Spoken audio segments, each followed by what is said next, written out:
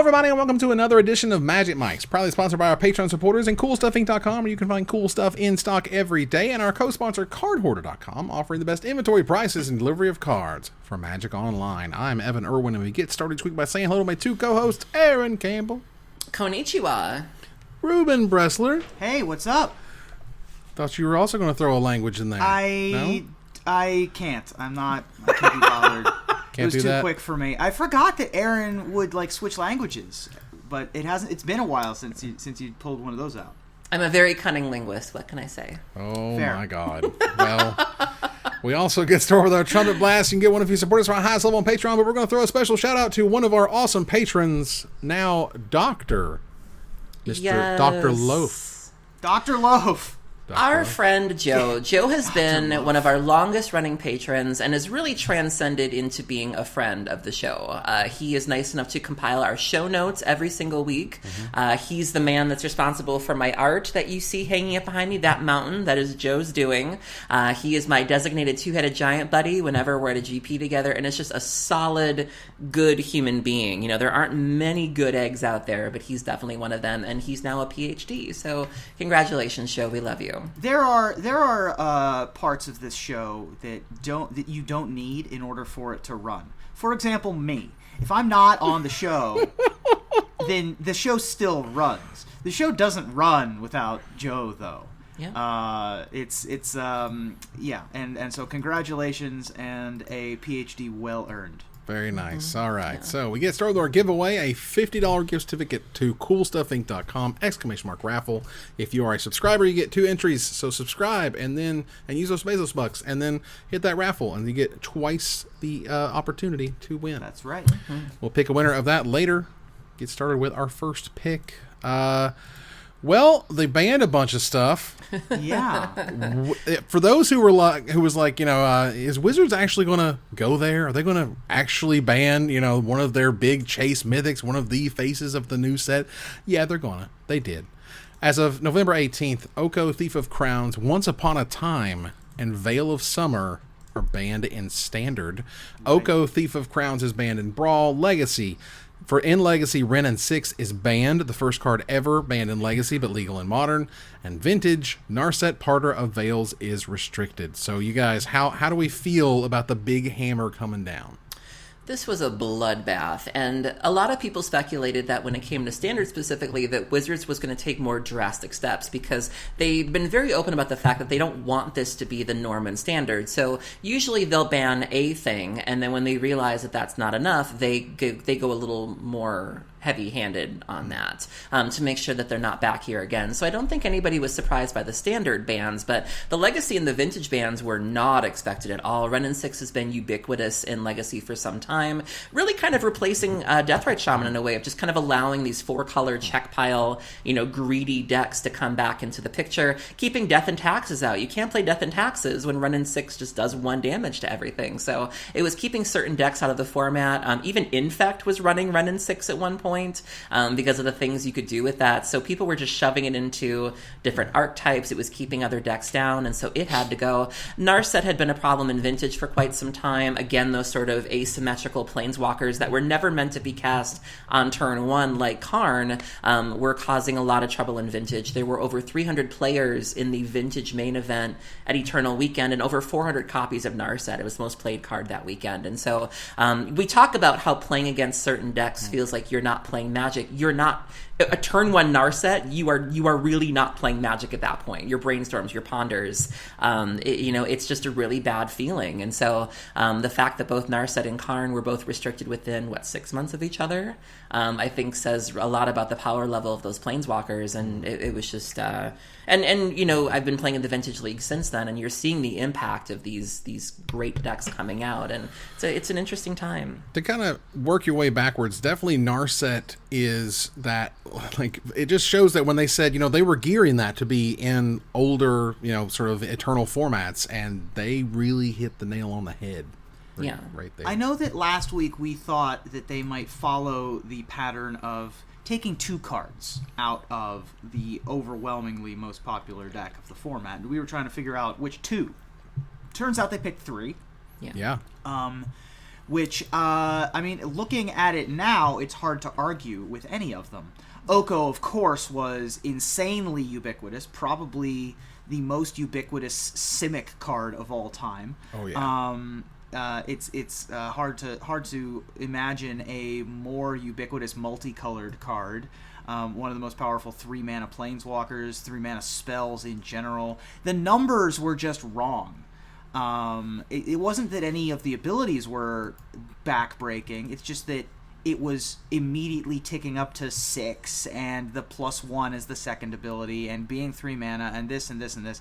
There's nothing inherently wrong with the abilities. It's that the numbers were just off. You look at Once Upon a Time, and it's a lot easier to see how that one is breakable. Anytime you have a free spell that is card advantage. Free spells in general can be fine. Or cost reduction spells can be fine. Gurmag Angler is fine, but it's when you get treasure cruises that you have the problem. Apostles' Blessings and Gut Shots are fine, but it's Gitaxian Probe that's going to be the problem. And so it was easy to see how Once Upon a Time was going to be an issue. Veil of Summer, they just they twisted that knob a little bit too hard. That one I think was a little bit tougher to see coming, but given the context of the other green support, you can see how it's an issue. It took cards like Thoughtseize completely out of Pioneer. It took cards like Teferi basically completely out of Standard, which is an insane proposition to say that the 3-mana Teferi Time Raveler wasn't a thing for a minute there. And so those cards hitting the wayside, I think that they given the benefit of 2020 hindsight, we can now look at them and move on. Unfortunately, I don't think that they're going to explore that design space of Once Upon a Time and that design space of Oko, because their first shots were such catastrophic quick bans that they aren't going to try to tweak those numbers to make it correct. But I think in some ways what we're seeing here is the result of the London Mulligan and the result of a very repeatable play pattern. The idea that you can mulligan and mulligan to 7 and mulligan to 7 and mulligan to 7. Yeah, you're going to lose some cards, but you have that consistency. You have a spell which isn't necessarily card advantage. You're not up a card, but you have such card selection for free of the top 5 cards of your library. So if you can't find your magical connect, these 3 pieces I need in my hand, if I only have 2 of them and I've got this free spell to help me find the other one, which digs through almost 1/10 of or 10% of my deck just to find it, like that's kind of incredible. Like, free spells are busted. Who knew? I still refuse to blame the London Mulligan for the sins of the most recent standards. I don't think it's the London Mulligan's fault. Not necessarily, but I think it's a factor, right? I think it's a big factor in many ways. Because about the consistency. It's about how often you could pull off your game plan. Sure, that's fair. But I also think that these cards all still get banned even if we aren't using the London Mulligan. Yeah, they're all still ridiculous. Yeah. I mean, they sort of fed off each other. Now, Veil of Summer, Autumn's Veil was fine. Display of Dominance was fine. They didn't draw you a freaking card. They literally banned Thought Erasure from the format, and Thought Erasure has been unbanned now from Standard, which is great because we need that type of card to keep silly, ridiculous things in check. And when you had the perfect answer that not only stopped your, countered my Thought Erasure, but also drew you a card, made me look like an idiot, and then you would untap and play Oko, like... That's not a game I win anymore. Like, that's incredible. So between those 3, I'm very happy that they kind of went that far and took that step. Right. For Legacy, for Wrenn and 6 to have over a 56% win rate, 56% is like that magical line. I didn't realize that it was that ridiculous in Legacy. It was bad. Yeah. I partially didn't know that because there aren't as many Legacy events as there used to be. However, with that said, when it was released, we were worried that it would be, $150 Mythic that's a 4 of in the older formats, and it would make formats cost prohibitive. We thought it would be Modern. Turns out it's Legacy.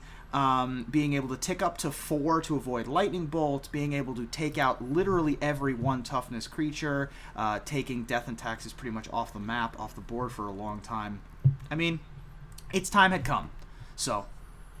Yeah, the idea that Team Delver had maintained over 56% win rate and had over three times as many 5-0 finishes in leagues as the next deck. That is incredible numbers. Now, when you have sort of the fallout of, oh my god, they just banned 3 cards, and what are they going to do about it? How are they going to sort of explain things? There was a play design lessons learned article by Brian Hawley where he kind of talked about the power levels of sets and cards, about the philosophy of fire, fun, inviting, replayable, and exciting.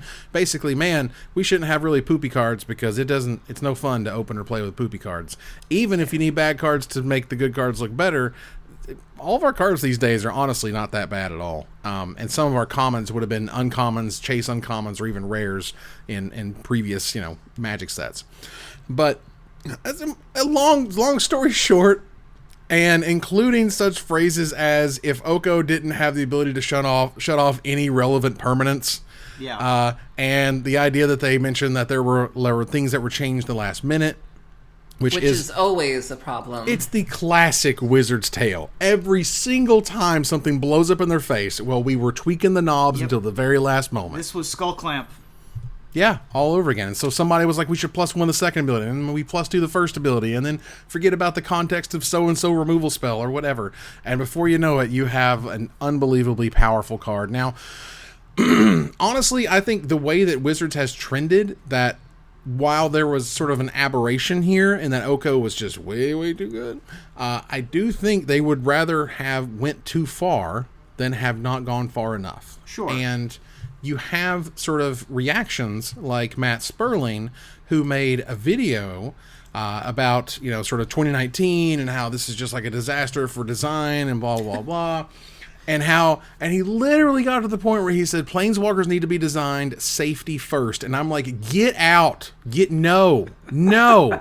Are you kidding me? Can we just go like snooze in the corner? Would you like some warm milk with your safety first planeswalkers? Get out of here. I want exciting planeswalkers to do something neat and cool and different. And if they screw up and make it too good, I'm okay with that. But don't just give me the boring 5 mana, kill a thing, draw a card, win the game. Deck planeswalkers. Come on. We can do better than that. There was a 3-year period where the best deck were 3-color decks that had 5 mana planeswalkers that were +1 draw a card, -1 kill a thing, -8 win the game, and those all won Pro Tours. And then we had a 2-year period where red, like they just printed enough good red cards where red was the best. And then we got into a weird world where a 2-color, or even a 1-color strategy that just had enough pieces to cobble together became the most popular thing. We are living in a very different world than the New World Order was created in. And I'm not totally on board with the thought of reach for the stars, if you miss, ban everything. Right? Like, I'm not totally on board with that. That feels like Yu-Gi-Oh! To me. Right? That feels like what happened to Versus System. Yu-Gi-Oh! Does some crazy stuff. Yu-Gi-Oh! Will short print commons where they will print a normal, they'll print a normal set. But let's just say that Llanowar Elves, to take a Magic example, say Llanowar Elves in Dominaria was like 5 times more rare than your average common.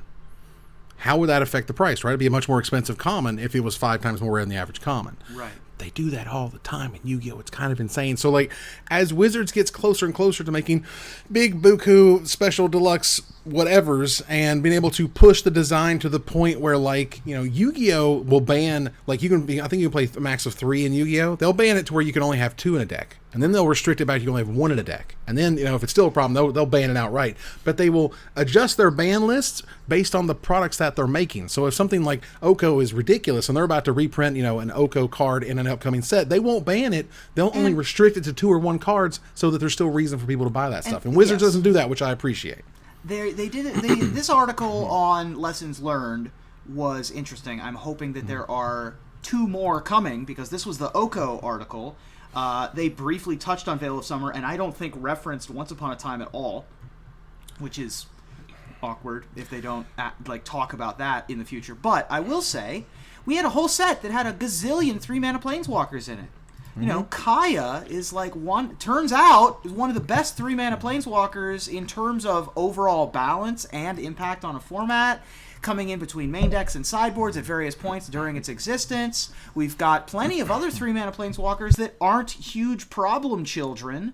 You know, red-green Domri, 3-mana Domri is a perfect example of this, which is super powerful and takes is a nice thing to have available to you in Standard, and yet we have Narset, we have even Teferi, we have Oko. They just need to, I don't know what it is they need to do, but they need to tweak knobs, particularly on the planeswalkers that affect the other side of the board. Well, right. Here's the thing. One of the things they mentioned here at the end is that in Core Set 2020, they specifically designed cards with the intention of calling back to the previous year's themes, right? And the idea, you know, that they gave the vampire deck Sorin, right? Yeah. And they gave the vampire deck that insane 1-drop, which was really cool. I think that is super cool. Wizards, don't cut this out. This is awesome. But you chose the example of Field of the Dead and Scapeshift. Why are you making Scapeshift playable? Scapeshift does one of two things: sucks horribly and is terrible and unplayable garbage, or warps everything else around it. That's just the two options. It wins the game by itself and is a giant combo menace, or no one touches it and it's a joke. And that was what you were like choosing as the primary problem. The problem was not the Scapeshift. The problem was not the vampire deck. It was the Scapeshift deck. It was pumping up the wrong cards. I love the idea that you can go back and like make dinosaurs really sweet, make vampires really cool for that little short period of time. They've done plenty of stuff like that over time. Like they gave Rancor to the Infect deck in Standard for like 3 months. That was super cool. You can do those things, but don't bring up Field of the Dead, a card which is already seeing like what, modern play, friggin' legacy play. Right. Legacy lands, yeah. It's ridiculous. These cards are crazy powerful. And so saying that you don't want to do any callbacks to make like certain things that didn't work out better, that sucks, man. If it sucks earlier and you can improve it, improve it. Don't just let it suck. I don't get that mentality. That's really weird to me.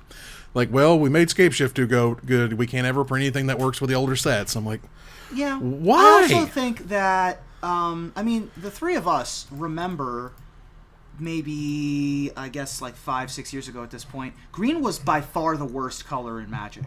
Oh, yeah. 3 years ago, or 6 years ago. Maybe a little bit more. Now it's the best. And that lines up with when Design realized that green was the worst, right? And so they're inchworming along. Right. Are we having the same discussion about white being too powerful in 5 years?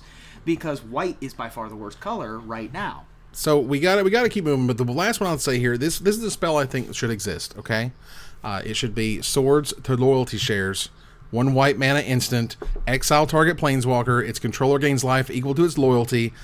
That's it. That's the spell. That's all you need. Get it out of here. It's cheap. It's removable. It goes away. Aaron's it's an answer to everything. It will do the exact same thing that Swords to Plowshares does in a format like Legacy and Path to Exile in Modern. It's a 1 mana get out of here. I'll even take a Path to Loyalty or whatever, and you get a land and exile the Planeswalker. Just give me a 1 mana get out of here. You suck Planeswalker card. Go away. That isn't Thought Seized. I don't have to get it out first. You know what I mean? Like, they resolve the Planeswalker, I resolve the spell, it gets the hell out of here for 1 mana. Figure it out. We can do that. Moving here to gather the Townsfolk. Also note that there were no changes in Pioneer. Right. And there's Pioneer PTQs. There's not expected to be one next week either, but that's the thing. Okay. So, Wizards has been teasing us over the past day or so about something called a secret lair. They have a video of a box. It happened opening. overnight, too. Yeah. It did. Happened at like 1 a.m. my time. Yeah. It's not a booster, but it is a layer, they say. In this case, a layer is just a pre-made box just for you and the very particular things you love about Magic. I am calling this the Loot Crate of Magic. That if Wizards wanted to give you a crate they sent you every month that it had an exclusive promo, whatever, showcase foil so-and-so that you could only get via this box, that you could only unlock that artwork in Arena via this box. You could get a sleeve of that artwork in Arena through this box. That's a thing that they could do. Yes, ladies and gentlemen, this is Magic player rewards, but you pay for them this time. Right. Yeah, okay. How about you pay? I can see that. Now, this is you with tinfoil hat, right? This is my tinfoil hat. I have no idea what this is. This is literally my pontification idea. I think it's brilliant. If it is anything remotely close to that, First of all, Wizards has to put a card in it. You have to put a card in this thing. I don't care. Just put something in it. And two, if it's a monthly subscription box, man, there ain't no money like subscription money. I'm telling you. I like that nobody has any idea what this is. No one has any idea. It's wild speculation. The Cloverfield style 30-second video that we got last night had people like, is this Phyrexian related? Is this Eldritch Moon, like El Emrakul coming back related? Like, what is this? Is it a cube? Like, I don't know. Is it booster packs? Is it promo cards? Is it a boat? Nobody knows. It's an exciting little time, and I'm interested to see. Now we're coming up on the holidays, which means that everyone's going to go into hibernation down at Wizards of the Coast headquarters until the new year begins. So we're not going to hear anything specific. So we're going to be living in our hype world of, living in our own brains of imagining what the best and the worst possible options here could be. But they certainly are doing hype interestingly and from what I can tell, correctly for this particular product. I mean, due to the existence of Thanksgiving next week, we won't be able to talk about what's in it until a couple weeks from now. Right. They said that on November 25th, they're going to tell us something else about it, so we'll see what that ends up being. Okay. Is that Thanksgiving? No, it's a few days before. Mm-hmm. Again, what is this? Is this a bunch of packs? Is this a unique pack? Is it a cube? Aaron, what does the secret layer need to be for you to be excited? I don't even know what a loot crate is, so I'm not the audience for this. Actually, yeah, let's briefly, because it's something that Magic players don't really know about. Can you? Y'all don't know what a loot crate is? I know what a loot crate is, but Magic players in general, this is probably a new thing. I mean, 1/3 of us has no idea what we're talking about, so let's go ahead and talk about it. Loot crate is a business currently in bankruptcy because they kept spending money they didn't have. Sounds like a fabulous business model. Continue. Right. But the subscription-based box model is a thing. For example, over there, across the room over there, I have snacks from Spain. I subscribe to this thing called a Yum Box, which takes snacks from all over the world and sends me some once a month, okay? You give them $15 and they will give you stuff from, Finland or wherever. And it's chips and it's right. Like candy and it's like little snack things that you're never going to find in the US. That is a subscription for a box of stuff that I have no idea what's in it other than a theme. It is a themed around the country and snacks. That is the theme of that box. I'm too much of a picky eater to trust somebody to pick out snacks for me. And that you can't choose? That actually holds true for you in Magic as well. You're way too picky of an eater when it comes to right. Magic. And even when they give her what she wants, and she's like, creeping chill. Creeping my what? Right. I ain't chilling on that. If this month's Yum Box, which by the way, Aaron, how's your Yum Box?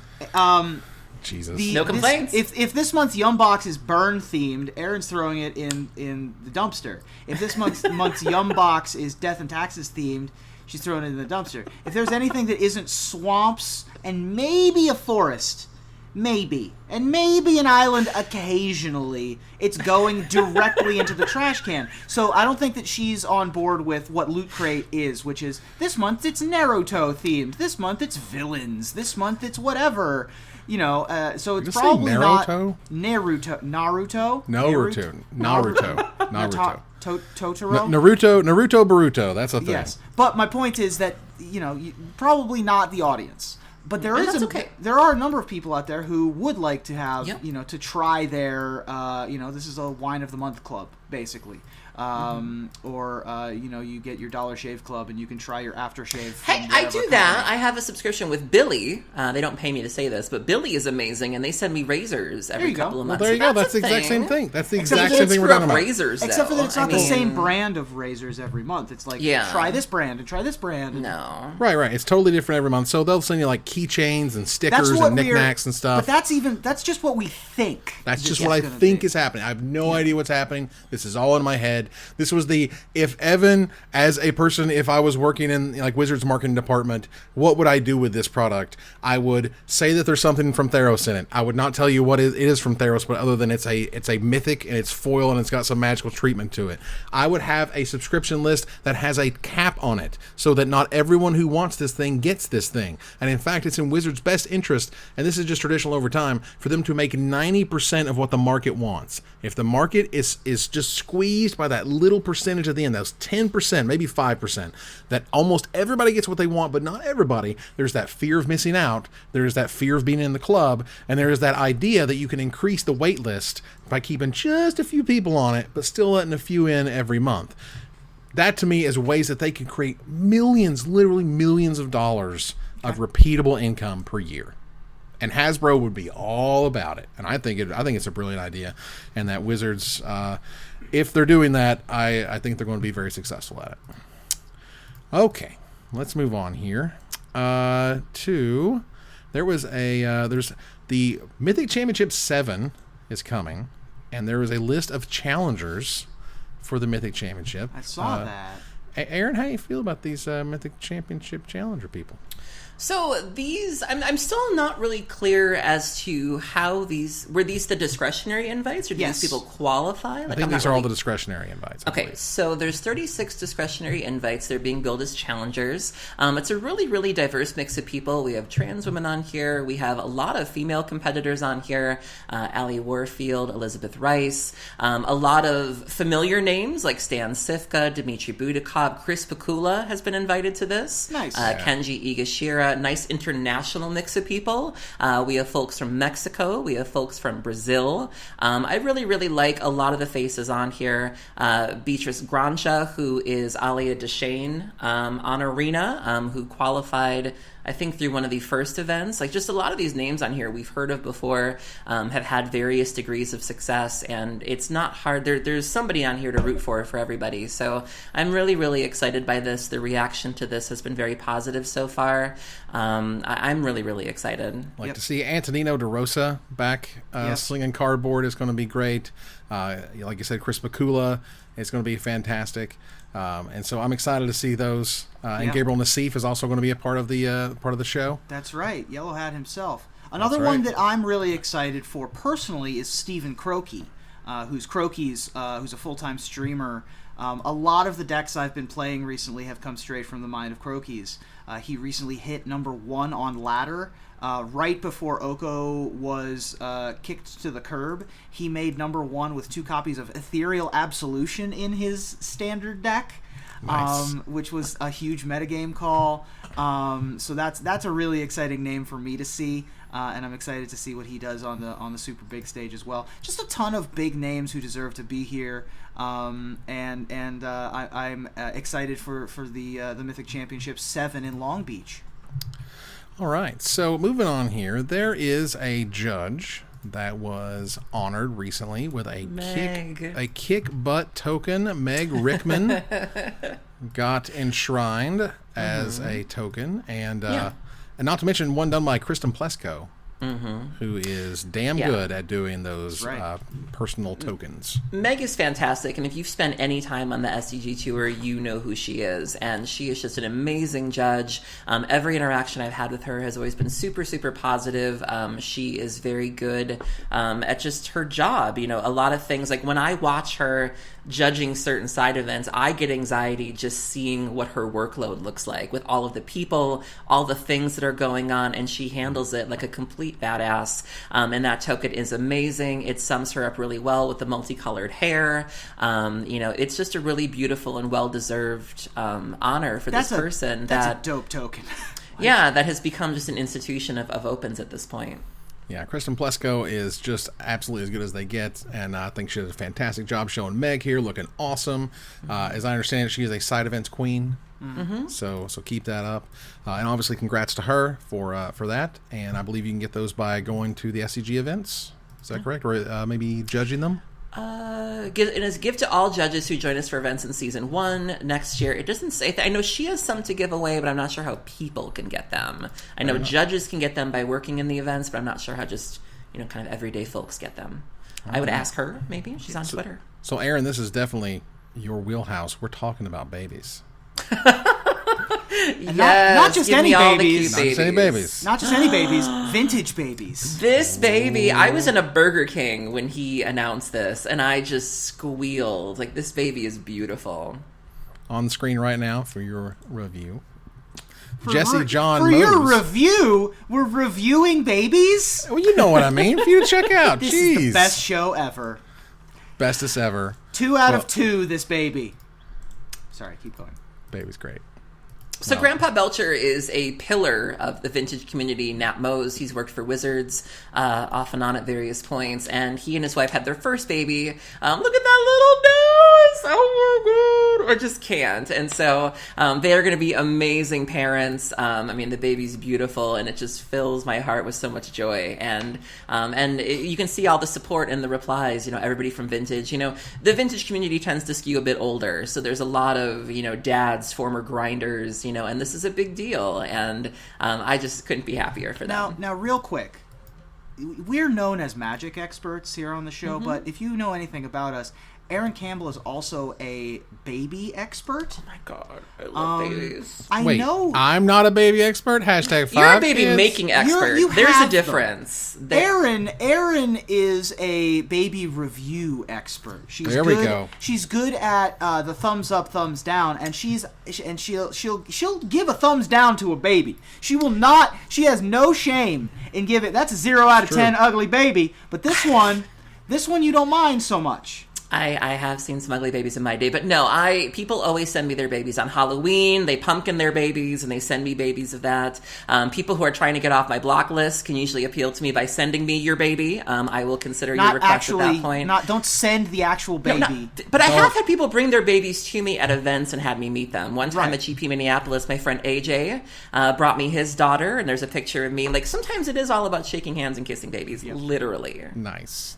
Well, those from the Arizona Eternal Magic team wanted to note that the community over there in Arizona apparently is huge for Legacy. Yes, it is. They had 337 players attend their events and gave away over $7,000 in prizes. They said this year is a huge success thanks to the Legacy community, and they're going to keep that going. So, and this is obviously terrific, and I'm all about it. More Magic is great Magic. So, even while Legacy has lost some support in some areas, it's nice to know that there's still going to be this, this grassroots. You have $1,000 lands, okay? Only so many people in this world have $1,000 lands. And if a bunch of people have them all in one spot, you guys should get together and play some Magic, because that's what the cards are for. Yeah. There's a couple events happening in the near future in Europe. I believe Eternal Weekend in Europe is the week before Christmas. And there's a couple events leading into that call. There's one called Nebraska's War, which is in Italy, I think. And so I know a couple vintage and legacy players who are making... Wait, hold on. Nebraska's War. Yes, it is. Let me find it here. It is Europe. not... We're playing the France that's showdown. That's like University Orlando. of California of Pennsylvania. That's like, it makes my brain hurt. Yep, here we go. Nebraska's War. It's a famous tournament in Italy. Okay. And yeah, I know several people. Cyrus is going to be there. Cyrus Corman Gill. My friend Justin Gennari is going to be there. And they're just going to make sort of a marathon of it. They're going to hit up this event and then go to EW. And my friend Andy Probasco Brassman is doing coverage at this thing. And so it's shaping up to be a really good time. I would love to be able to go to an Eternal Weekend in Europe sometime. I think it's amazing. It's the only time that you would get me invested in anything Nebraska themed would be as if it's in Italy. Wow. All right. So moving on here, MTG Arena, they were talking about the friends list feature. And the idea that the MTG Arena right now does not have a friends list. You can't see if your friends are playing. You can't go observe their matches right now. You have no idea if they're online or not. What some would have described as an essential feature for launch was not there at launch, and now has officially been delayed from the November game update that comes out tomorrow. They say the friends list feature is being delayed. All other planned features such as historic and performance improvements will still release tomorrow. Remember, tomorrow all the historic cards come out for $20. You get a play set of all the old cards they're bringing back into the client, which is going to be really sweet. And Aaron is still not interested because the cards involved are not all Dredge cards. They're not literally the entire modern Dredge. We know. We get it. It's just a lot of work. It's like a coalition relic. It's a lot of work. Goodness gracious. I am very confused why they've decided to take Arena out of official beta without a friends list. Like, couldn't they just have not taken it out of beta and just waited until there was a friends list until making it a quote-unquote official product? I guess. I don't know. understand what's going on here. Also, where's all the money going if we can't get the things that they've said that we can get for like, look, no offense to the design team. I'm sure they're holding the ship together with both hands. But this is a thing that people asked for like second overall a year ago, and it's not happening. There's no deadline presently for when it's happening. They said it was going to happen with the next update. It is not happening with the next update. Like, I don't understand. I'm not a computers scientist. I don't get that, but I am pretty good at the marketing side, and boy, this ain't a good look. Ouch. I think the good look was a couple days ago. They had responded to someone saying the friends list is literally happening this week with like the crying, laughing emoji. And it's like, whoever made that update was not making today's update about them not having it tomorrow. Yeah. Now, for what it's worth, I've dealt with development and web development and app development, and like I can only imagine like what they're dealing with in terms of the scope of Magic Arena. So like, get it right. It's cool. Take your time. I'd rather us not be making fun of the friends list right now. Totally agree. Versus saying like, yes, it's delayed. Yeah, that sucks, but okay, that's fine. It's still a little weird, but we're pointing it out because it's still news. Some people are just like, I can't wait till this blows up in their face. It's like, I don't wish misery on Magic. I don't want everything to suck. I want it to be great. So if they're taking a few minutes to do that, take all the time you need. Right. Yeah. But the flip side of that is that they knew that this was coming. Like this did not creep up on them. This was a thing that people have wanted for over a year. And so I'm not a computers guy. I don't know what the ins and outs of the coding is, but it seems like this one should have been a priority. Yeah. And I don't know if it was. So, something that probably we could tip over here into Desperate Ravings, I think, a little bit, which is there was a lot of talk this week about mental health, about when the chips fell where they may during the SCG Invitational, where the people who were going to be able to get to the Players' Championship, not get to the Players' Championship, the people who just missed out and had worked for so long, for so hard. What is healthy? What is unhealthy behavior? What systems drive quote-unquote healthy behavior, and how you can address that? Oliver Tomiko's thread, hit a chord with everybody, but it hit a chord with me, certainly. Right. Basically, Go ahead. No, I mean, he brings up a really good point, and it's something I've always wondered is how are these people able to do this? And, he mentions that to qualify for the Players' Championship, it basically requires perfect attendance and, just having to be on the road constantly. I remember when I was working for Card Hoarder, I was on the road once a month, and my apartment was in shambles. My cat hated me. It's hard. It was hard even doing that. I can't imagine just being on the road, that much, the things you have to do to stay on top, the fact that you're constantly playing. I'm trying to grind 35 measly format points, and I'm already stabby. I can't imagine what it's like, having to play formats you don't necessarily enjoy, decks you may not enjoy, sleeping in random hotel rooms, you don't know where your next meal's coming from, long car rides. You're probably in the red. Let's be honest, you're probably not making a lot of money on this, or you're probably spending more than you're putting into it. There's a lot of negatives to this that it's amazing that these people stay afloat the way that they do. And he mentioned that he's seen people just burst into tears, and the stress and it can all end so quickly. I mean, we've seen a lot of careers come and go in our time as content creators. There are people we don't talk about anymore that we talked about when we all first started. Careers are fast, careers are quick, careers are short. And to put this on a 25, 21-year-old, that's a lot. It's I don't know how these people do it. I've lived a grinder lifestyle in a number of hobbies, not just Magic. I did grind the PTQ circuit when I was younger, and I also grinded the coverage circuit when I worked for Star City Games. I was on the road 2 out of every 3 weekends for the last 6 to 8 months when I was working at SCG. Which is tough for relationships or having pets or having friends or a social life that is outside of that existence. I've also been a poker grinder for a good amount of my life, be it either as a player or as a reporter or in some other capacity. Right now, I'm trying to make the Los Angeles performance dream work. And so I'm grinding voiceover and I'm grinding that lifestyle. And I have friends. I'm not particularly in the grinding auditions lifestyle, but boy howdy, that is not good for your mental health either. And so I feel for Oliver. And this is exposure to a type of existence that is not exclusive to Magic the Gathering, but certainly exists in Magic, and is not helped by the qualification process for the Star City Games Championship. We've talked about a number of different tournament series and how they can make healthier lifestyles out of those tournament series. The Planeswalker points system, the original arena qualification system. There have been a number of times where merely showing up every week is more important than having a consistent good finish. And so there's a healthy balance between that, where you want to give people the opportunity to not have to kill themselves going every single weekend to every single IQ, to every single Grand Prix, to every single FNM. There is a happy medium somewhere. And this thread really spoke a lot to that needs to be found.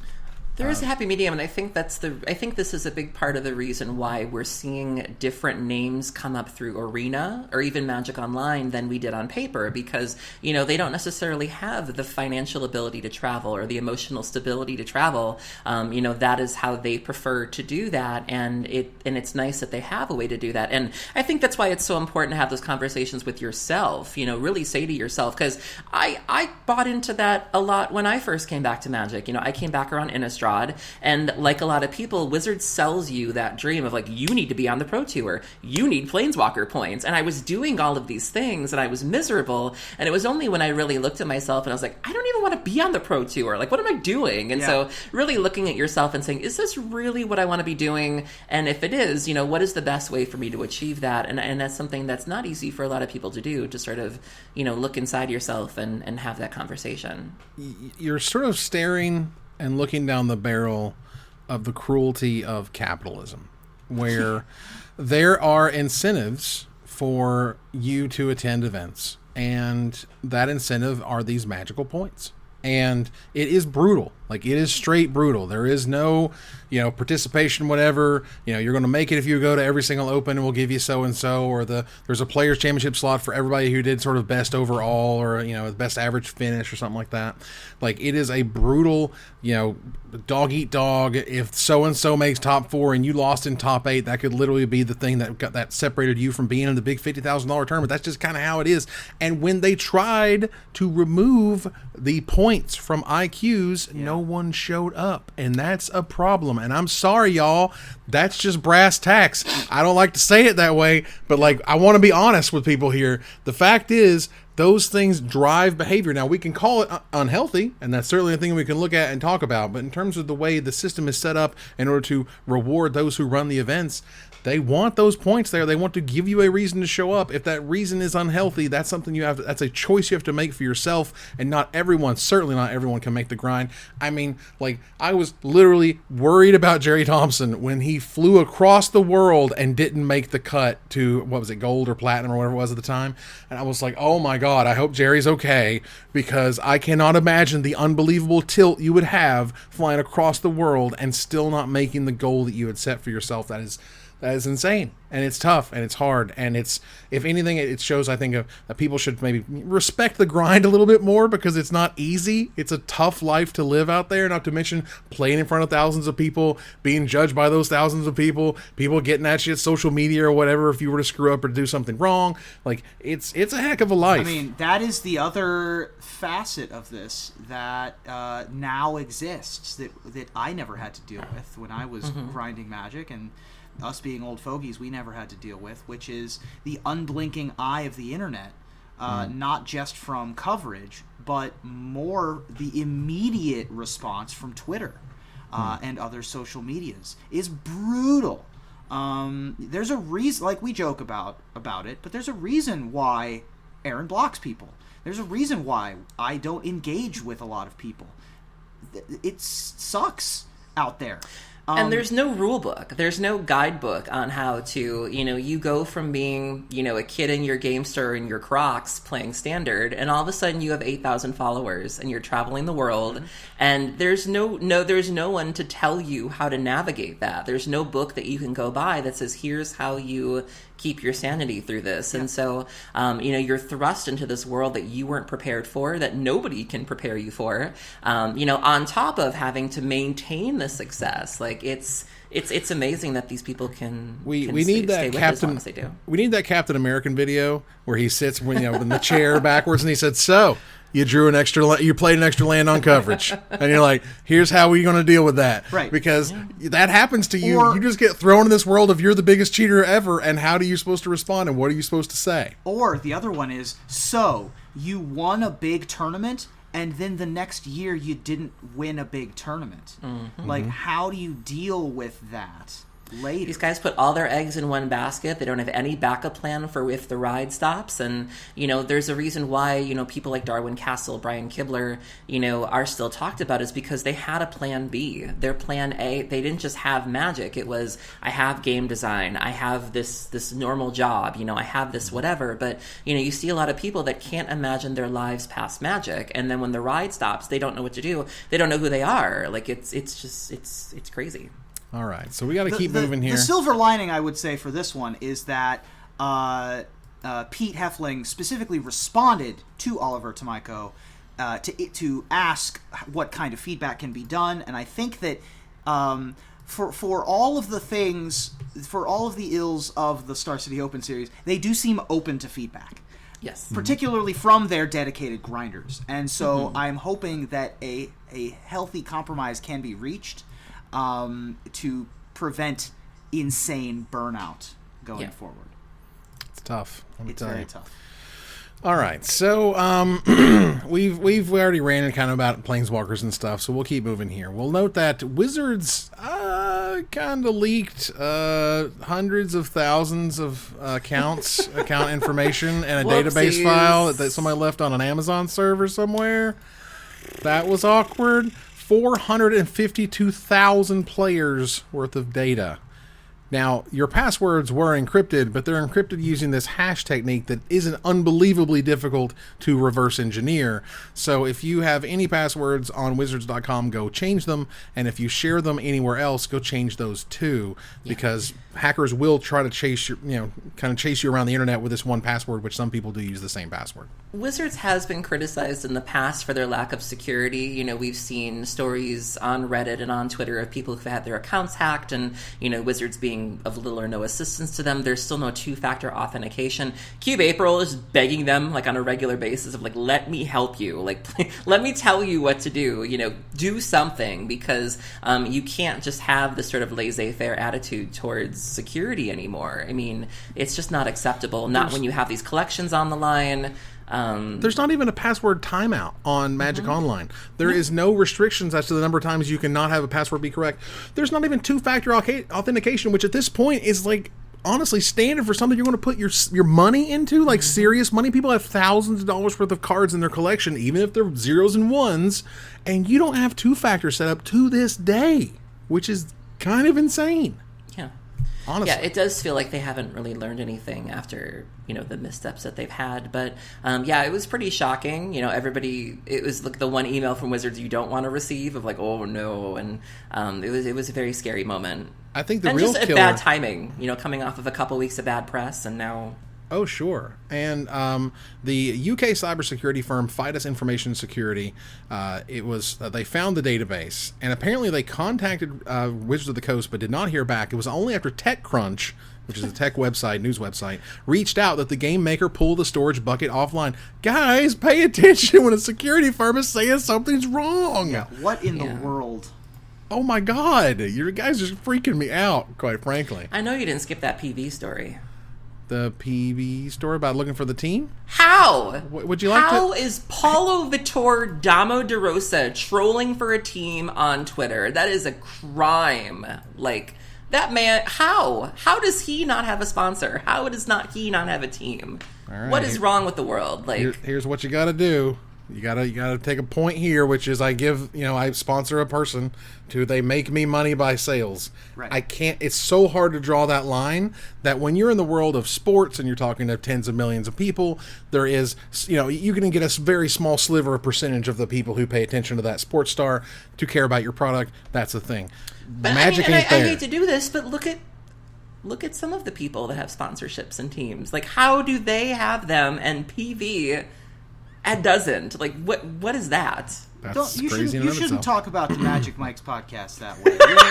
We provide a valuable service, and we deserve all of our sponsors. Thank you so much to Cool Stuff. It was National Patron Day the other day. We're very grateful. And to Patreon patrons and Twitch subscribers like you.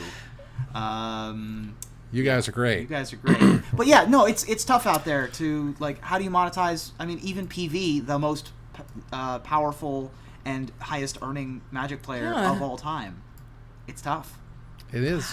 It's really difficult. So he's close though. Apparently close to Bazaar Bodega.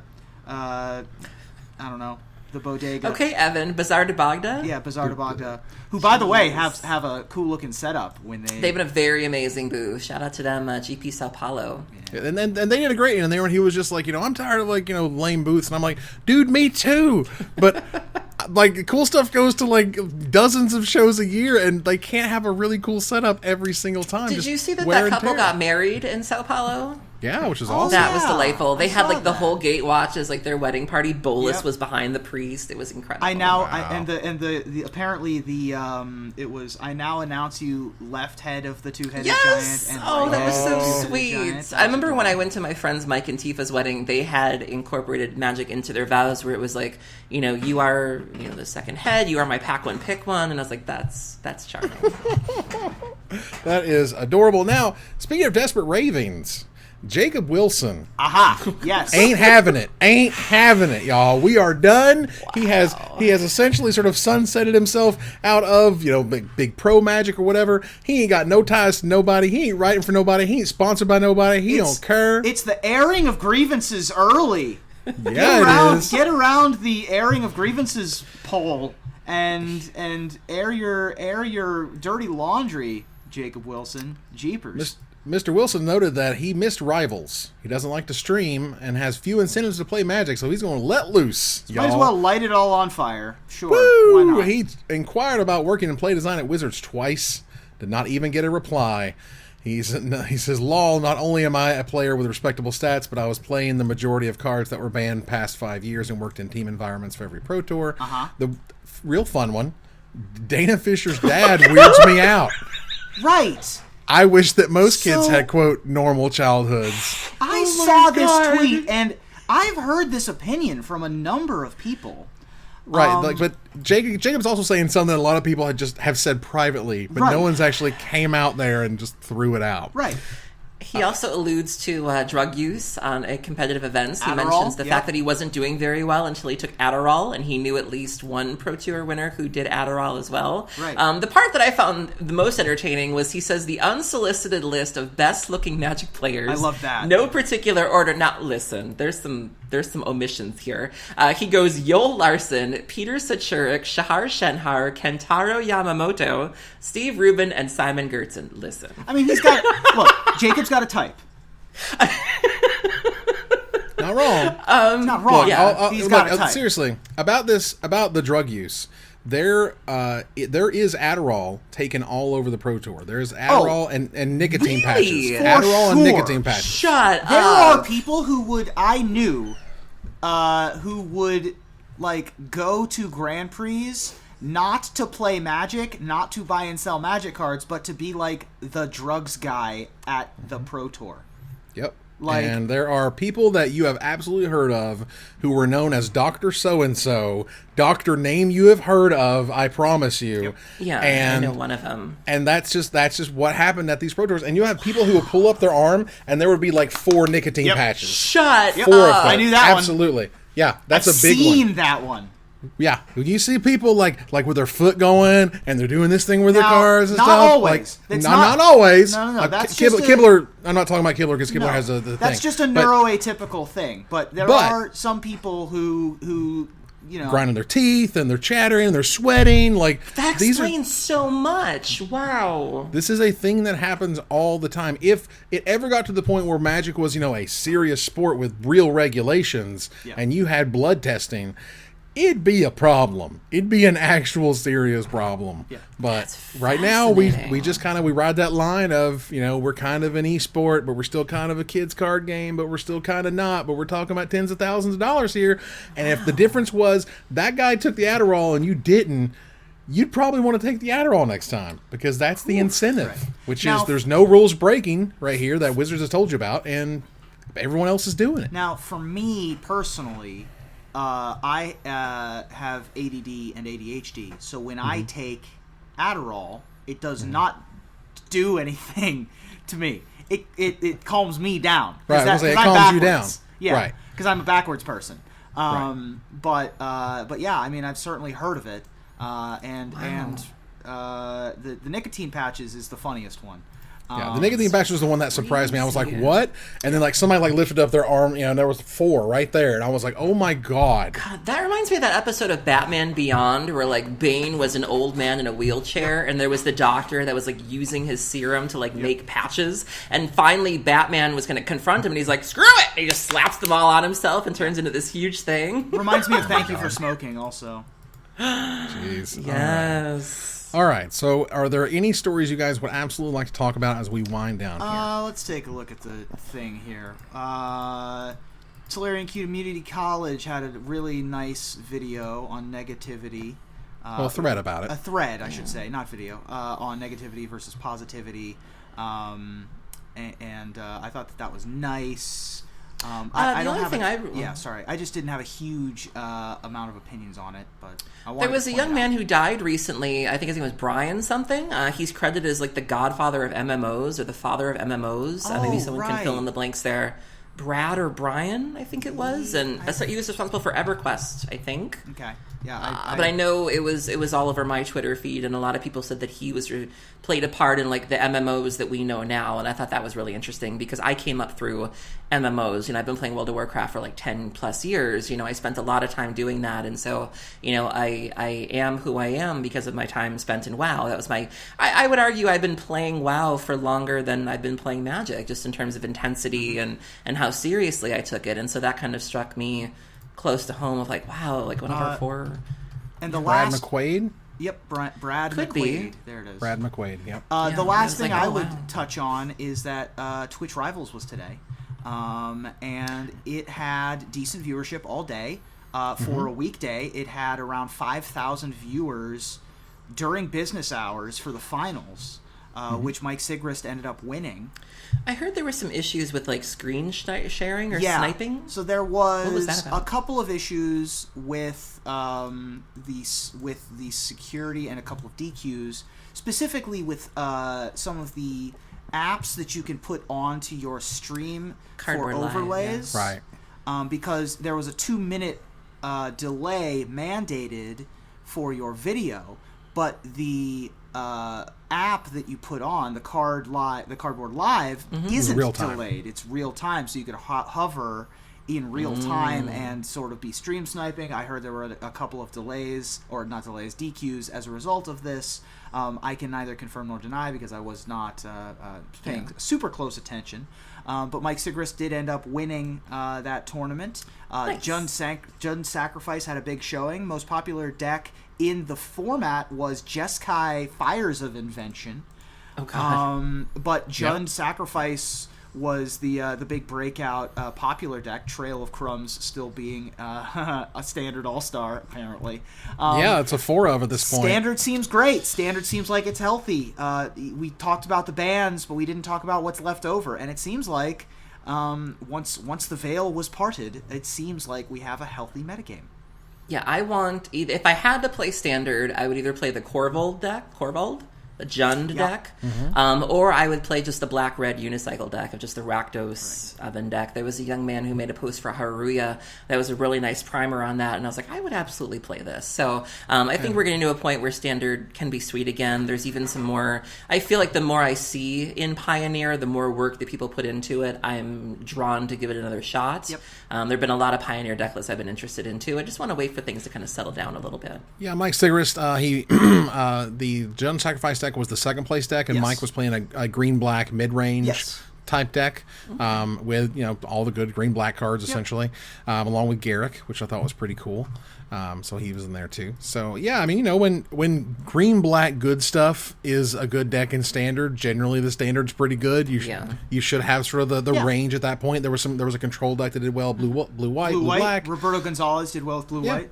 And Mono Red is still being played. That's still a deck that people can have fun with and do things with. So that was really sweet. Metagame seems good.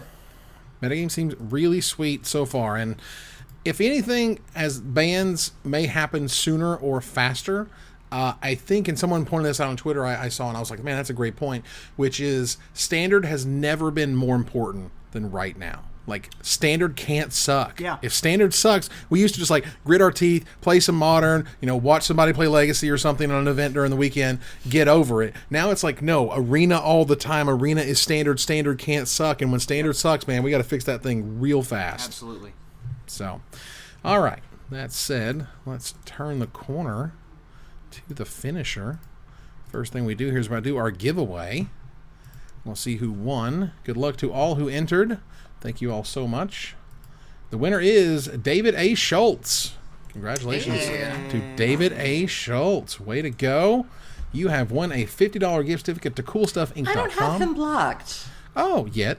There's always we tomorrow. can fix that. That's no, right. I see him on Twitter. He's lovely. Nice. Well, David, get in touch with Erin. She has that code for you, which is great. Again, thanks to CoolStuffInc.com for sponsoring that giveaway, as always. All right, let's go ahead and get ourselves some thanks up in here for all of these subs. All right, MTG Young Mage. Hey, how you doing? Hey. It's probably your bedtime. It's cool. He's allowed to stay up. He's allowed to stay up once a week. Nice. And at least we didn't do him dirty like we did last week, where he stayed up for his one night a week and we weren't there. And remember, next week's Thanksgiving, so you don't have to stay up for us next week because Thanksgiving. And so we will have a top 10 show. We will have a top 10 show, but no regular show next week. No regular show, but we'll be right back at it in December, of course. All right, so that said, Celtic Damon, actually right before MTG Young Mage, Celtic Damon resub for 11 months. They say 11 months and 11 drop is inbound.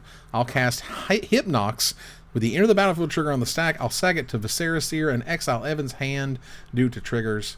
Pass turn. Great. Oh, thank you. Thank you. MTG Young Mage says 18 months. It's almost like I'm finally an adult. Wow. That'll never happen. Martin Casa, who was called Martin Kaka for many months, resub for 19 months. But months of those were involved. Were awful pronunciations. Insert non-elk joke here, he says.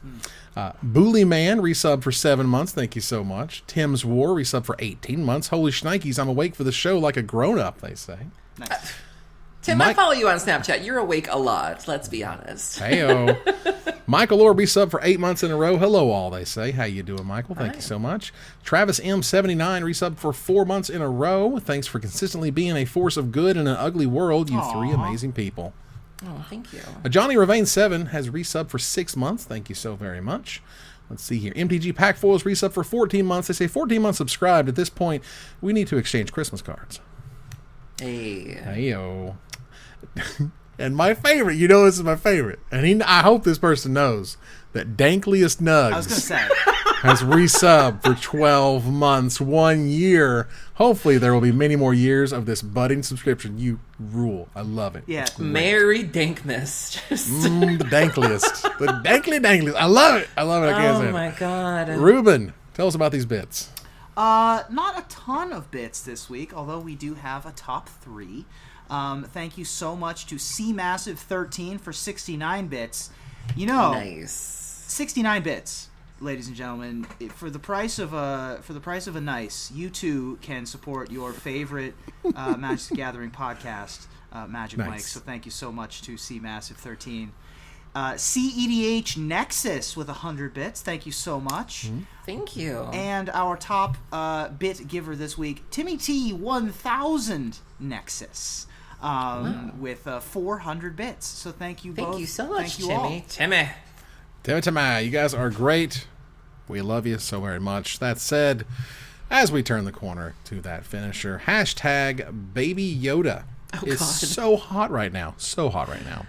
With the launch of Disney Plus and the release of the big Star Wars series, The Mandalorian, few things have captured the hearts and minds of the internet quite as quickly or thoroughly as, quote, the asset. And as we all know, nobody can capitalize and merchandise as well as Disney. But Magic has some amazing merchandising opportunities out there as well. So with Black Friday a week or so away and the holiday season right on our doorstep, what's your pitch for the must-have, can't-miss Magic the Gathering holiday toy of the season, Aaron? Well, now that Jund Sacrifice, or perhaps Jund Snacrifice, is a top-tier strategy that's taking a big bite out of Standard, I'm excited to go pick up a half dozen or so of the holiday season's best toys, which, fortunately for a grave mage like myself, is also the most efficient engine available. So get ready for the hit toy of the season, Easy Bake Witch Ovens. Just in there. Just Throw the cat in. There you go. There you go. With a little Throw cat the cat, you throw in. dog. Fantastic. Ruben? The hit card of the year may be banned in a number of formats, but it's not banned where it counts. Santa's Wish List. One of the biggest viral toy sensations of all time combines with one of the biggest design mistakes of all time under your tree when your kids get their very own Tickle Me Oko.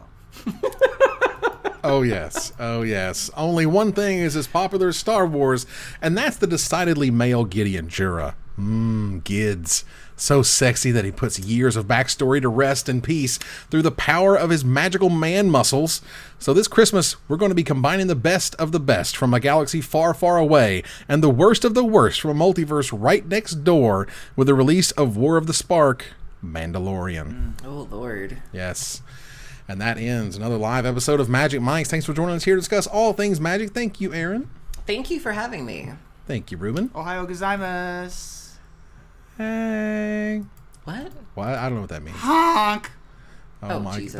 That was what I was waiting on. Yeah. As we move to our final slide, I want to thank our sponsor, CoolStuffInc.com, our co-sponsor, CardHoarder.com, my co-hosts Aaron Campbell and Ruben Bressler. You guys for watching or listening, and hope you support us at Patreon.com/MagicMikes. Please follow, like, tweet, favorite, share, subscribe to everything social that tells people we exist. Catch us online on our Discord, Twitch.tv at Magic Mikes, on Twitter at Magic Mikes Cast, our Magic Mikes subreddit, and like the Magic Mikes page on Facebook. Talk to us privately at MagicMikesPodcast@gmail.com. Follow the audio-only podcast at MagicMikesPodcast.libsyn.com, or find us on iTunes or Spotify, or join us here next week. Same time, same place for another episode of Magic Mikes. Good night, everybody. And by that, next week, I mean 2 weeks. 2 weeks from now. 2 weeks. Happy Thanksgiving, everybody.